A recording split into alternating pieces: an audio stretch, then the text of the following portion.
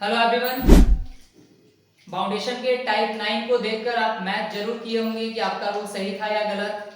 चलिए कोई बात नहीं, आपके पास एक और मौका था टाइप 10 पे काम करने के लिए। आज हम लोग फाउंडेशन को लास्ट करेंगे इसके आखिरी वीडियो के साथ। एंड गेट रेडी, अगला चैप्टर हमारा टेंस है। टेंस अच्छे से पढ़ लिए तो ग्रामर आसान, लेकिन ये टेंस ट्रांसलेशन बेस्ड होगा, कंपटीशन बेस्ड नहीं, ट्रांसलेशन बेस्ड होगा, क्योंकि आपके बेस को मजबूत करना है पहले मुझे। टेंस अगर आपने अच्छे से सीख लिया तो ग्रामर आसान, लेकिन अगर आपने टेंस अच्छे से नहीं सीखा तो पूरे ग्रामर में टेंशन, ये बात याद रखिए। चलिए फिलहाल यहां तक काम कर लेते हैं टाइप 10 फाउंडेशन के। फाउंडेशन को आज लास्ट कर लेते हैं। आपको याद होगा मैंने टाइप 10 में सेंटेंस ऑलरेडी दे रखा है, आपको उसे पीटना पड़ता होगा। ठीक है, मैंने इसकी क्वालिटीज भी आपको लिखवाई थी कि ये सेंटेंस फ्यूचर पास्ट है और साथ में बाउंडेशन है। फ्यूचर पास्ट है और साथ में बाउंडेशन है। टाइप 9 और टाइप 10 में ये फर्क है, टाइप 9 वाला सेंटेंस कंटिन्यूअस भी लेकर के आया था, काम कंटिन्यू था, रहा होगा, ऐसा कुछ वर्ड था। लेकिन टाइप 10 में कंटिन्यूअस की बात नहीं है, तो हम कंटिन्यूअस वाली चीजों को दूर रखेंगे। अब आप पाएंगे बाउंडेशन बताने के लिए has to, have to, have to और had to, तीनों चीजें हैं हमारे पास।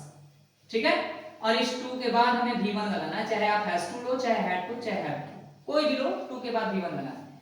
फ्यूचर पास्ट बताने के लिए would है, पहला ये तरीका है इस रूल को बनाने का। अब आप पाएंगे हम रूल आसानी से बना सकते हैं, क्योंकि यहाँ कंटिन्यूअस वगैरह है नहीं, तो भरपूर और इज एम आर वाज को याद करके कोई फायदा नहीं। सब्जेक्ट लिया हमने वुड, वुड मॉडल वर्ब है, अपने बाद वर्ब वन चाहिए, तो क्या तीनों में से कोई वर्ब वन है? बिल्कुल हैव है, तो आप हैव टू ले लो ना, प्रॉब्लम ही नहीं होगा। चेक करो, बाउंडेशन बताना है, हैव टू बता रहा है, फ्यूचर पास्ट बताना है, वुड मौजूद है बताने के लिए, और वुड मॉडल वर्ब है, उसको वर्ब वन चाहिए, बिल्कुल हैव एक वर्ब वन होता है। सारी तरफ से रूल ठीक है। टाइप 9 वाला रूल जरा हम यहां लिखेंगे, बस कंपेयर करने के लिए। टाइप 9 वाले रूल में कंटिन्यूटी थी, कंटिन्यूअस एक्शन भी था, तो वहां हमने रूल कुछ ऐसा बनाया था। अब आप पाएंगे हमने कंटिन्यूअस के लिए क्या किया था, इसमें हमने कंटिन्यूअस के लिए वर्ब फोर का यूज किया था, और वर्ब फोर की वजह से is am are was were आया था। बी मतलब is am are was were, हमने कंटिन्यूअस के लिए वर्ब फोर लगाया था और वर्ब फोर की वजह से is am are was were आया था। जरा सोचिए, यहाँ कंटिन्यूअस नहीं है तो हमने वर्ब फोर को हटाया, तो हैविंग में दो शब्द थे, हैव और वर्ब फोर, हैव और वर्ब फोर, वर्ब फोर हटा दी, क्या बचा? हैव, वही हैव तो हमने यहाँ लिखा।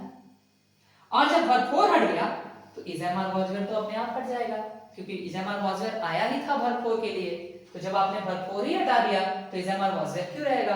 तो यहां से भी आप इसी रूल तक आएंगे, would have to verb one object. ठीक है, तो किसी भी तरीके से आए आपका रूल यही बनने वाला है, और यही एकमात्र सही रूल है। ठीक है, let's go with the 1 into 6।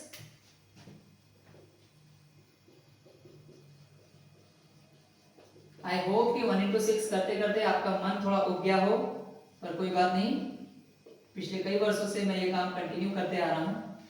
अगर आप प्रैक्टिस करते रहें तो आप भी बात करते करते सही रूल लिख सकते हैं। ये प्रैक्टिस का ही नतीजा है, रूल्स को याद नहीं किया मैंने। ठीक है, simple interrogative negative, would subject not have to verb one object plus question mark, conditional interrogative question word would subject plus have to verb one object.